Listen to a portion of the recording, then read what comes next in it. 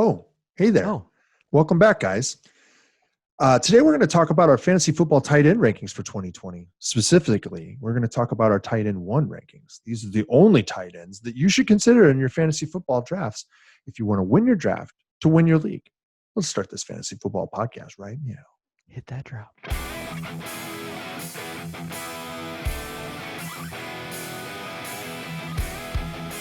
Hello and welcome to the Fantasy Football Upside. I am Justin and that is Kyle. Boom, boom. Thanks for dropping by our Fantasy Football Podcast and YouTube channel. Both of us definitely appreciate it. Like Kyle said in the intro, we're bringing you our final run through of Fantasy Football Tight End 1 rankings. This week we've given you some wide receivers 1 through 3, so 1 through 36. And we also had our last PPR mock draft that you dropped for the 2020 fantasy football season. Yeah. Mock!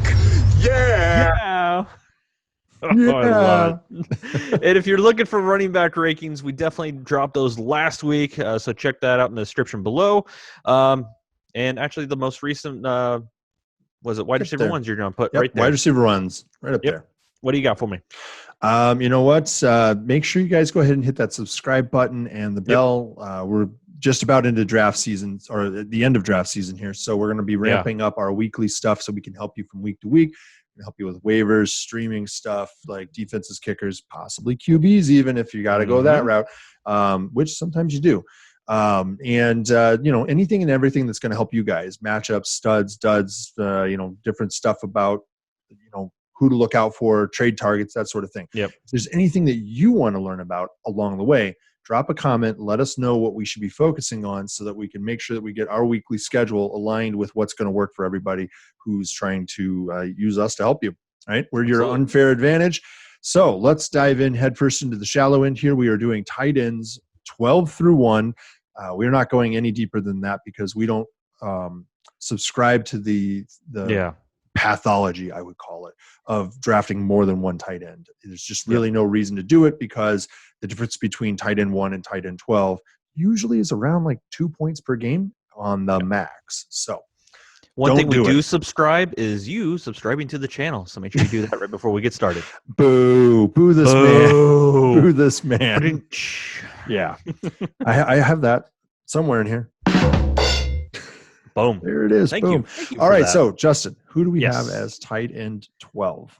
So, if anybody made it to this point, After tight that, end 12, Mike Gesicki, Miami Dolphins. This has a lot to do what he did towards the very end of the season. I think it's the last, 6 games or something like that. He was most definitely a top 10 tight end. He was catching touchdowns. He's catching everything from a little bit of Fitz magic. And, RIP to Fitzmagic's mom. It's one of those things where he's probably still going to start off and play this season. And he absolutely is. The news on Tua is not good. They're actually still concerned about his hip. Really? I didn't know that. Nope, came out today. Came out yesterday now. Yesterday. That they're concerned about his hip.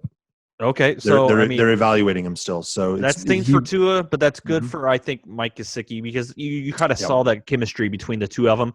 And this guy is a talented kind of guy. He's coming out of Penn State. He killed the combine. That's why he got drafted so early in the real draft. And I think we're going to keep this momentum going for.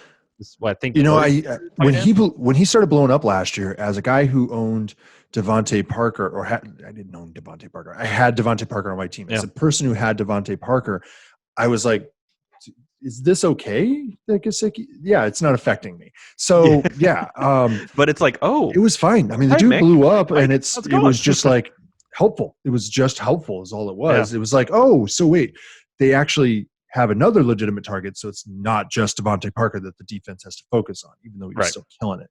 But Mike Gesicki, man, he plays like a wide receiver in a lot of ways. It's kind of crazy, but he plays coming out of the tight end spot. He's not the biggest of guys, but he's a big enough guy to get it done. So, I didn't mention the fact that they've had a lot of players opt out, and they've mentioned that Mike is going to be playing a lot in the slot. Yeah, they're going to have him out wide a lot and not blocking much. Yeah, I mean, this is an upside guy. And think about it. You can get him upside 14th round, probably in a 16-round draft somewhere around there. You could get him easily. I think he's a little bit more popular, probably. So 13th round is probably like you should grab him in the 13th round if you've decided I'm going to key on him. He's one of my back of the draft kind of guys to grab. That's where you should grab him as 13th. All right, moving on here is another guy that we like a whole lot in the same respect, and that's Blake Jarwin. He's our tight end 11. He's currently tight end 18 over at Fantasy Pros. He's going 12th pick of the 13th round, so right at the turn of where we were just talking about. Yeah. Blake Jarwin, if you aren't aware, is on the Dallas Cowboys. We've talked about him in every tight end ranking episode that we've done. We've talked about a couple times, I think, as a sleeper, possibly, and maybe even I think we've talked only about him as a sleeper. Maybe like a high upside. Talked about it. Yeah, I think we've talked about him possibly being a breakout. We were having a lot of trouble deciding between him and Hurst, I think, in that respect. Yeah. But we like Blake Jarwin as a sleeper for you. He is one of the guys who's not getting noticed as much in drafts right now, but he is going to gobble up the targets. He's not fighting Witten for targets. Witten had 83. Randall Cobb had 83 targets last year. So that's 166 vacated targets. So even with CeeDee Lamb being added in, you don't have to worry about that. This guy still had nearly 50 targets last year, I think. And he performed. He's still got some touchdowns out of that. This dude's very athletic. If you go look at him, he's like built like a defensive end, but really tall. Yeah. And so he's very athletic, very strong. And they signed him. They extended him a 3-year contract. What, guys, this is a guy you got to grab. They trust him. They trust him. I mean, like you said, they let Jason Witten finally walk again. It was funny. Witten went. He had hair. He didn't have hair. Now he's gone. But it's one of those things with Jarwin. Yeah, they gave him a 3-year, $27 million contract. That's a lot of money for a tight end. They're going to throw him the ball. So and it's Mike McCarthy offense with an athletic tight end guy who can move down the seam and is bigger than the linebackers. That's what he wants. Who was it? Jermichael Finley? Is that who you're talking about? That was the last time that they've actually McCarthy had somebody like that, and that's what he's got kind of here. He really does. I like Jarwin. Go get him. He fits in our methodology of how you draft to win. So that's great. Number 10, we have Austin Hooper, tight end for the Cleveland Browns now. He's going 3rd pick in the 10th round, and he's the 10th tight end for Fantasy Pros, and so we're right there in line with them. And he finished as what was it for last season before he got hurt? I think he finished as tight end. I think he finished tight end 3, but for most of the year he was tight end 1. Yeah, he actually was. Like if he hadn't gotten hurt, he would have broken Kelce's run. So people are like, okay, why is he tight end 10? It's just because he was signed to the Cleveland Browns. He was signed to a team that double whammy. For all their faults. Yeah, they have a lot of weapons, and so we have to factor that in. That maybe Baker Mayfield finally decides, hey, I know how to, divvy out these targets. So there is a drop. He's going from Matt Ryan, who loved to throw to tall tight ends, to Baker Mayfield, who we don't really know what he can do with the tight end position. So that's why I think we're a little faded on him. Yeah, the problem for him is that he went to the Browns. It's a double whammy. Yep. And the Browns. The problem is that they've got too many people to get the ball to, and they've got Baker Mayfield throwing the ball. And while I think that Baker Mayfield is going to take a step forward this year, I don't know if it's going to be enough to overcome for Hooper the fact that there are too many targets in this offense that need to get the ball. And that's going to be the problem for him. His efficiency is going to have to fall a little bit. You can't expect him to perform at the same rate that he did last year, even if he gets the same number of targets, which was outlandish to begin with. He's not in an offense that's going to throw it 670 times, guys. He's just not. Yep. So while he has the ability to perform and be highly efficient, there is a ceiling for him this year that he did not have last year. So that's where we are with him. Let's move on to tight end number 9. We have Noah Fant of the Denver Broncos. He's going 9th pick of the 10th round, and he's the tight end 12 over at Fantasy Pros. We like him a little bit better than that. We think he is like a smaller George Kittle in a lot of ways. Yeah. He is entering his second year, right? Second year. Yeah, second year tight end. And he really came on strong last year. If you are a believer in Drew Lock, then you can believe in Noah Fant.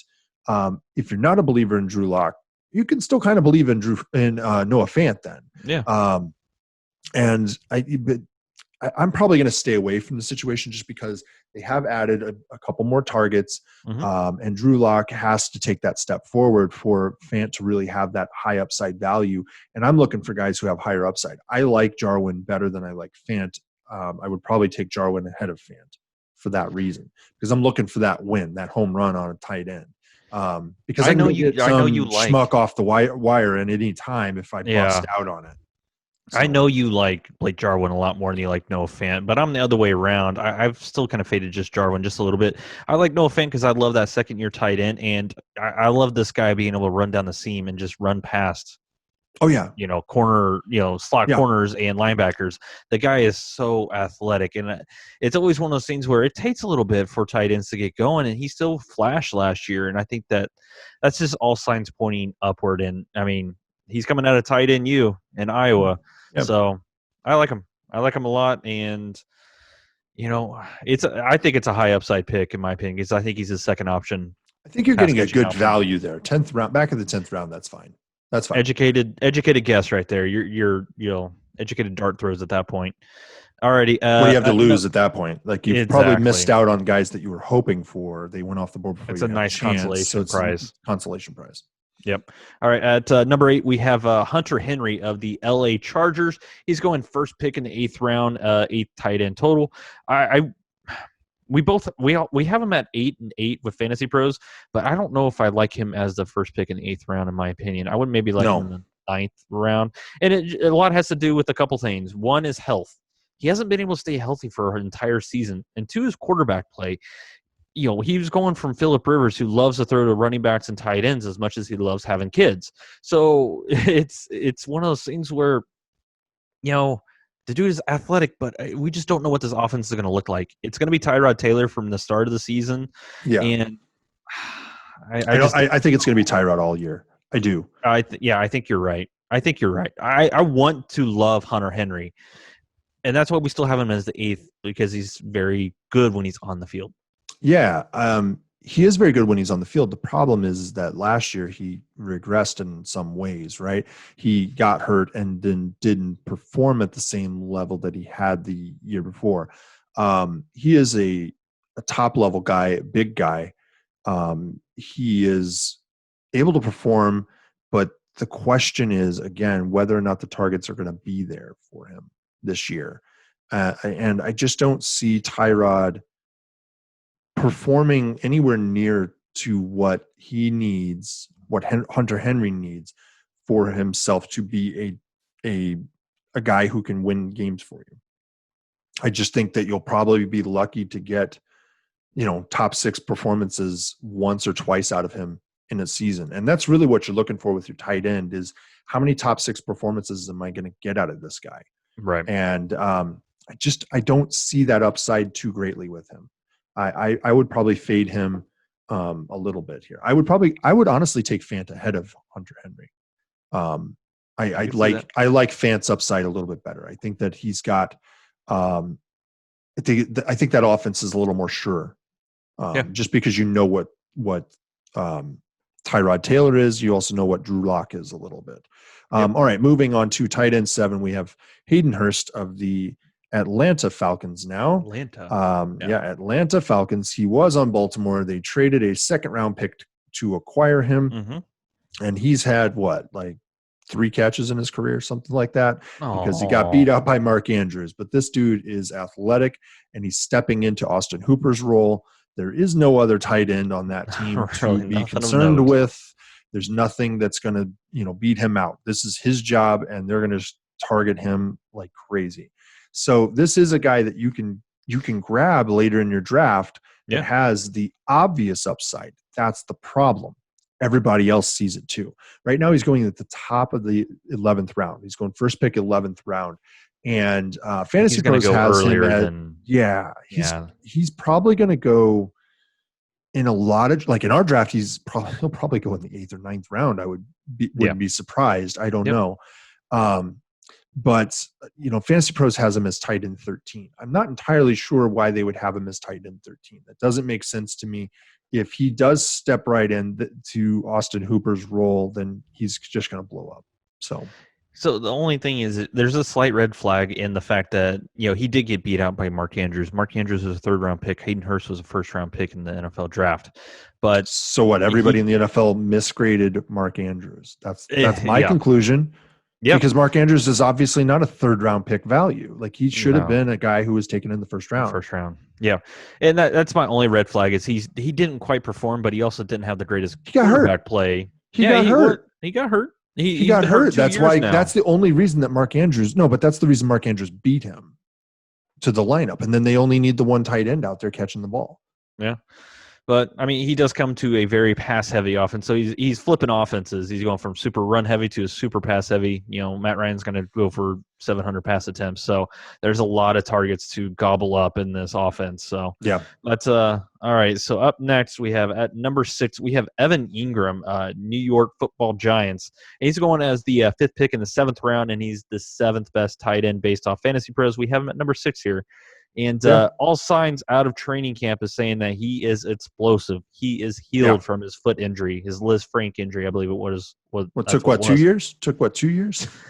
He's another guy. He's kind of like similar to Hunter Henry, man. When he's on the field, he can be pretty dang dominant is because he's so athletic. I mean, Evan Engram is a wide receiver in a tight end body.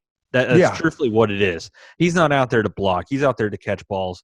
And whenever he was on the field last year, he had the most targets per game for the football Giants. So he out-targeted the other 3 wide receivers, even though not all 3 were on the same field at the same time. But he out-targeted Darius Slayton, he out-targeted Golden Tate, and he out-targeted Sterling Shepard. So that's why I think, he's Danny Dimes is one of number 1 targets. Oh, I think so too. I don't think that's just because Jones was a rookie. I think it's because Evan Engram is just that talented. That is a weak wide receiver group. It is not a group that screams clear number 1 at all. And so that leaves the opportunity, just like you have out in Seattle, not Seattle, San Francisco and in Philadelphia, where you look at it and you say, well, because of Philadelphia's injuries right now, you look at this and you say, there's no clear number 1 wide receiver. The tight end is probably the top option on that offense. And that is exactly what you have here in New York. And there's no reason to believe anything different. This dude is unreal. If he stays healthy this whole year, he's a top 5 tight end. Yep. I do believe. So we've got him at 6, but that's because we're a little concerned about that injury history. He really has legit injury history. He seems to always have some sort of soft tissue thing going on, at least, right? I think it was a Liz Frank that he had. I believe so. Before. All right, moving on to tight end number 5 for us. We have Darren Waller of the Las Vegas Raiders. There it is. There it is. And he's going 5th pick of the 6th round. I think that's a little early. I like to get tight ends a little bit later, but that's not terrible. No. We've got him 5th. I know that Justin probably disagrees with me on that one, but I think that that's appropriate for him. He's only had a half of a year of proving that he's at that level. Then you add in the fact that they've got extra targets now. They did lose Terrell Williams, right? Yes. But then they have Henry Ruggs, they have Hunter Renfrow and Ryan Edwards. And so they've got a lot of targets. Player formerly known as Zay Jones. Yeah. Also Nelson Aguilar. Sorry, I pulled that one out of. Aguilar is there I had to pull that out of the heap of the wide receiver heap. Sorry. Yeah. So it looks like he's going to get a lot of targets potentially. The question is whether he'll continue to perform like he did in the second half. He had some really big blow-up games, but he had some games that were a little bit less than stellar still during that second half. So we'll see which guy we're getting this year. I like Darren Waller this year because I like the Henry Ruggs pick because that kind of puts more speed on the field and maybe that kind of pushes some of those linebackers and safeties back a little bit, so that lets Darren Waller feast even more. Yeah, in the middle. But if you believe Gruden, then Ruggs is coming. I don't believe slot. Gruden. You don't think that he's going to? You don't think Ruggs is like? Why would you? No, lie I just about don't believe that? in Gruden. What advantage are you getting? I don't believe in Gruden. Just generally speaking. Just generally speaking, I don't believe in Gruden. But yes, I get it. Henry Ruggs, they want to throw him into the slot because that's what he did at Alabama as well. But you get that kind of speed. Does Tyreek Hill play out of the slot a lot? No, he plays on the outside a lot as well. So I mean, I think they're going to find a hybrid. But... Yeah. I think Yeah, but they're they going to find a prefer hybrid him. with They prefer him Engram. in the slot. They prefer Yeah. Tyreek in the slot, though. Because he's just a mismatch waiting Yeah. to happen. So, I mean, you put him on one side and you put, Darren Waller out wide on the other side, and I mean that can be pretty nasty. Well, I mean, look, there's nothing wrong with having that speed guy in the slot because that is what they do with Kansas City, and that's part of the reason that both Kelce and Tyreek have such phenomenal games is because you've got a situation where and this is what you're going to get out in Las Vegas. You're going to have linebackers having to cover a guy who's twice as fast as them. Yeah. And then you have the other guy going, or you have him saying, hey, I need help covering this dude somehow here. And it cheats the other linebackers off of the tight end, and boom, Darren Waller has a good game for you. So it opens up that middle of the field a little bit because the middle of the field is having to extend further down the field because of the speed, and it opens up those shorter throws that are right over the top, right over the top of the the linebackers, and that's where Darren Waller is going to feast this year. So, we like him. Right. Go ahead. Up next at number 4, we have Mark Andrews, tight end for the Baltimore Ravens, which might be a shock to some people that we have him at number 4 because he's always been like the consensus like number 3 tight end going into this year.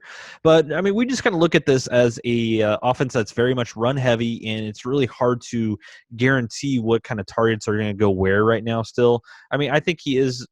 It's like a 1A, 1B when it comes to him and Hollywood Brown when it comes to targets. But, just real quick, Andrews is going as a 6th pick in the 4th round and the 3rd tight end for Fantasy Pros. And it is just a little bit of uncertainty of, are we going to get that consistent work week in and week out? Because when he gets it, it's good. Yeah. It's really good. So I don't want to sound like we're dogging him, but I just want to give an idea of why we have him faded at 4 compared to 3. Well, and I will throw out the warning there. There are several people who are thinking that he's going to bust this year that I've seen. And I've seen the explanations. I don't know that I buy those explanations because I don't see who the target's going to go to otherwise, right? That's my problem with it. You can hate the player maybe, but you can't hate the situation. The situation is what it is. We can see it. Right. He lost the one competition that he had was Hayden Hurst. There is no other tight end competition on that field now. And then you look at it as well and say there are no other wide receivers to deal with other than Marquise Brown and Willie Snead, I think is what they got, right? Like, look, I'm a Ball State guy, so I'm not going to rag on Willie Snead. He's a Ball State grad too, but he's not going to change the dynamic of this offense and suddenly become the X receiver on this team, the number 1, and run every route on the route tree, opening up everything for Mark Andrews. So there is that concern that, look, he might not do so great this year, but where are they going to go otherwise? Like, we talked about it before, that they targeted the wide receiver spot 175 times last year. They targeted the tight end like nearly 100 separately from that. So there's still plenty of targets to go around. They're talking about throwing more, whatever. Yeah. Just go ahead and draft him. If you want a guy that early, go ahead and draft him there. Yep. All right, moving on to tight end number 3 for us. This is the better value in my opinion, and that is Zach Ertz. He is currently tight end 4 over at Fantasy Pros, going 6th pick of the 5th round. So 1 round later than Mark Andrews. 1 round later than Mark Andrews, but he's got the easiest strength of schedule among all tight ends right now, based on Fantasy Pros. Mm-hmm. I think that it's Football Guys who has Kittle having the easiest strength of schedule. They also have Kelce as the toughest strength of schedule, believe it or not. I don't know what Fantasy Pros has as the toughest. But Zach Ertz is in line for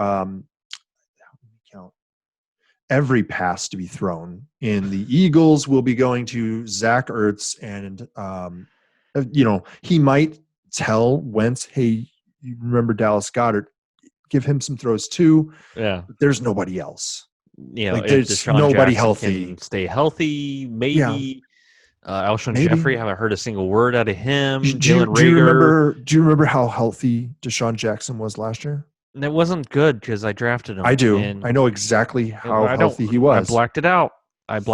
3 plays, 2 passes. 1 was defensed, but it was a penalty. And then the other 2 were against Kyle Fuller. No. He had one other one that he got hit in the back of the end zone and into the Well, he had 2 touchdowns in one game. It was the first game. Yeah. He basically, and he came back and then it's gone. Yeah. Dude can't stay healthy. He's like what, 85 years old? In NFL terms, for NFL wide receivers. But and another guy is Jalen Reagor. Okay, he gets hurt, injuring his shoulder by making a tackle from an interception in practice. Just stop. I mean, okay, Philadelphia, your wide receivers are always hurt. There has to be a reason why, and this is probably one of the reasons why. And that's why we have Zach Ertz at number 3. Dude, they should have had a fire drill rule, like interception, drop to the ground and roll away from the play. Just stop. Wide receivers. All right, so up next at number 2, we have another slight shocker, and that's actually Travis Kelce is our tight end 2. He's going 9th pick in the second round. He's number 1 on Fantasy Pros, and you kind of briefly mentioned, I think his strength of schedule is number 30. So and that's I just want to point out that he's actually tied. He is for us on our composite score, but for our love score, we had to give it to Kittle. Yeah, that's right. Yeah. I'm sorry if you're going to put any other hashtag analysis in there. I mean, I'm sorry. It's all love. But no, I mean, Kelce. There's really nothing else you can really say about Travis Kelce. We love him. We love what he can do on the field. It's just like we don't want to pay a second round pick to get him. No, because we want to add in some more running backs and wide receivers before we go attack that tight end position. So let somebody else take him. It's just we like the guy. Trust us. Yeah.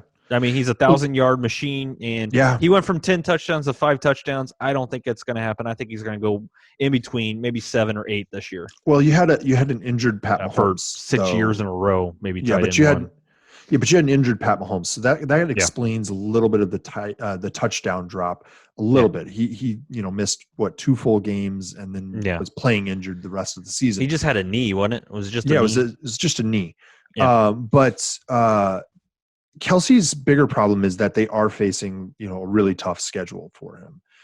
But on the upside, it's him and Tyreek Hill, and that's about it, right? Like everybody wants Mecole Hardman to be a thing, but he can't seem to overcome, Sammy Watkins, and Sammy Watkins can't seem to overcome Sammy Watkins. So you mean Mr. Lizard? Yeah. The Lizard King himself, right? Mr. Lizard, like Mr. Wizard. Yeah. He's like, what did he say? I can't remember exactly. He's like an ethereal lizard being or something. He's cold-blooded. Dude's got some ideas.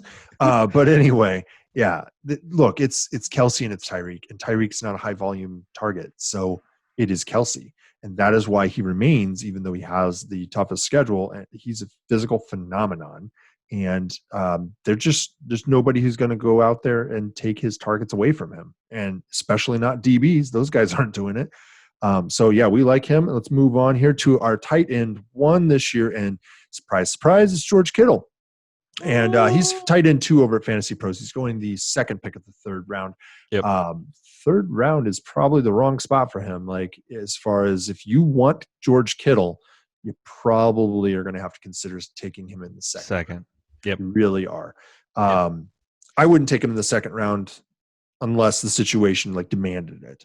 And everything else is already obliterated or something. Possibly I'd take him there.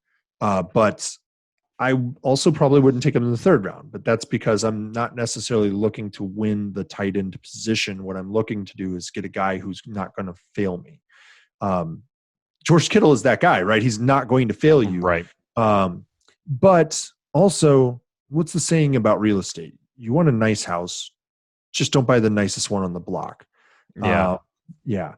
George Kittle's the nicest one on the block. He and Travis Kelce are. Yeah. And so you got to pay for that house. You got to pay for that house, but there's nothing that's comparable. And that's the problem. You can't trade these guys. You can't move them because you need too much back. You've got too much invested in them. Yeah. And so like if you bomb the season and you want to trade or something like that, you're just never going to move these guys. That's tough. Yeah. So that's where we've got them. What do you want to say about George Kittle? I'll leave the floor to you on that one. I mean, it is what it is. If you've watched anything that we've done, I do like George Kittle a lot. It's wait. Who? George Elvin. I thought you were going to give me a giggity. No, but I can. Yeah, do it. It's just really fun to watch him play. He's probably my favorite player outside of any Indianapolis Colts player because I'm a Colts fan. But it's one of those things where the guy will do anything and everything on the field to help his team win, and that's just something you really want to get behind. And I mean, he just plows through people as well. Yeah. So it's just one of those things where if you get him on your team, that's great. It's just I probably won't get him on my teams this year just because of how much it will cost for me to draft him. I mean, if he falls to the fourth round somehow, if you want a little bit of him. but if you want a little bit of deeper analysis as to why we really think that he is the better option ahead of Kelce, it doesn't have as much to do with the schedule as you might think. It's the fact that there are no wide receivers in San Francisco that are healthy. They have Brandon Ayuk, and that's it. Like there's nobody else. Even he was hurt. He's banged up now. Okay, there you go. Like, look, these guys are not healthy, and the problem with George Kittle most years is that he's too good at blocking, and so they make him do that too often. They want to run the ball all the time, but pick a running back. Like, right, we think Mostert is the best option. We think that's who Shanahan's going to go with, but he's shown a propensity to be the hot hand kind of coach. Yeah, the only guy that we know consistently gets the ball is George Kittle, and in a manner that offense wants to get him the ball. And then the dude is a beast. Like it's like throwing passes to Marshawn Lynch and then just saying, "Hey, we want to see what you do. We're just going to stand over here. We're just going to get everybody in the offense. Yeah, everybody over here on offense. We're just going to hang out after we throw you the ball just to see what you can do." You know. It's like he's the Derrick Henry of tight end. What was that playoffs where it was against the Saints where the guys were just like they grabbed his face mask and he's just like throwing the ground. Dudes. Yeah, they had to take 3 dudes. He's just going, "No, I want that contract extension." You know, he got it. Yeah, he did. He deserves it, man. Yeah, he did. He earned that one. Yeah. All right, guys. So this week we've talked about wide receivers. I'm going to throw wide receivers 1 episode up on the screen right now. We thank you again for being a fan of The Upside. Make sure you click that subscribe button so that you get and the bell so you get notified every time we upload the best fantasy football podcast on the internet throughout the entire season. We want to help you guys win your league. So we'll see you next time. Thanks for being a fan of The Upside. Bye. See you guys.